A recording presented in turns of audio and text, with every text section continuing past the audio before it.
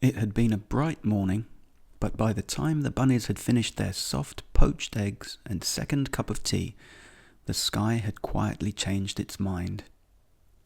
Grey clouds drifted in, and before anyone had quite noticed, rain began to tap gently on the cottage windows. Pat-a-tap-plash, pat-a-tap-plap. Roscoe stood on a chair to look out. The garden glistened, the leaves bejewelled with plump drops that slid down the leaves and splashed on the ground in silver crowns. Little puddles began to gather on the stepping stones. "Well, bunnies," said Roscoe, hopping down, "that sounds like a stay inside sort of afternoon." "I rather like the rain," said Berry, and he continued to gaze out of the window. An afternoon in sounded just right to everyone. The bunnies washed up their lunch things and dried them with the stripy tea towel, and soon the bunnies were settled in the sitting room, listening to the rain as it pattered and drummed its melody on the roof. Pat-a-tap-plash, pat-a-tap-plap. "What shall we do?" asked Floyd, peering thoughtfully out of the window.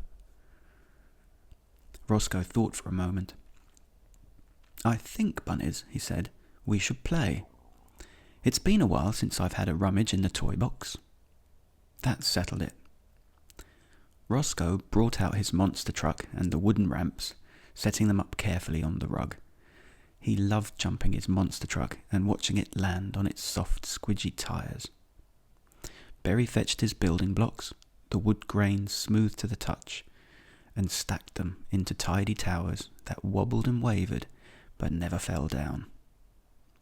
Gus the Whiskers sat on his beanbag with his silly putty, stretching it long and folding it back in on itself with a quiet, pleased hum.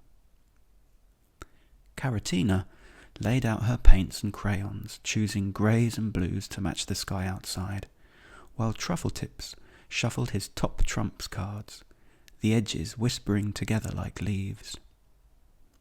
They played without rushing or fussing, a picture of contentment. Occasionally they chatted, sometimes they didn't, listening to the rain as it spoke. Pat-a-tap-plash, pat-a-tap-plap. After a while, Soup Spoon appeared in the doorway with a wooden tray.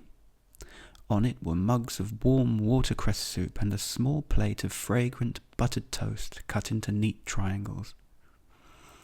There was also something sweet, crumbly jam tarts brimming with the blackberry jam Raider biscuits had made earlier.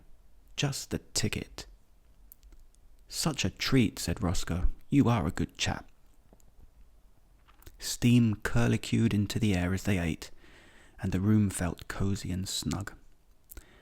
Outside the rain fell a little harder, but inside the bunnies felt as snug as a bug in a rug. When the mugs were empty and the crumbs brushed away, Gus the Whiskers reached for a book. "It's one from the library," he said. "Tracy Windleshanks said it was a good one for rainy days." Everyone gathered closer. Roscoe leaned against Floyd. Berry settled beside Caratina, and soon everyone had a friendship ear held softly in a paw. Time to snuffle and listen. Gus the Whiskers read slowly, his voice calm and steady, while the rain kept time against the windows. Pat-a-tap-plash, pat-a-tap-lap. The afternoon grew quieter. The toys rested where they were. The paints were capped, the cards stacked, the monster truck parked at the end of its ramp as if it too was having a rest. Outside the rain eased a little, turning from drumming to a gentle tap-tap. At last Roscoe stretched and yawned. "I did enjoy that story. Well, I think the day is winding down," he said. Paws were washed, curtains drawn tight, and the lights glimmered low. The bunnies moved about quietly now, as the cottage settled and sighed. They gathered one last time at the kitchen table for a warm glass of milk they drank with their curly straws. They were quiet and calm, listening to the rain's final whispers on the window pane. All was snug. All was well. Night-night.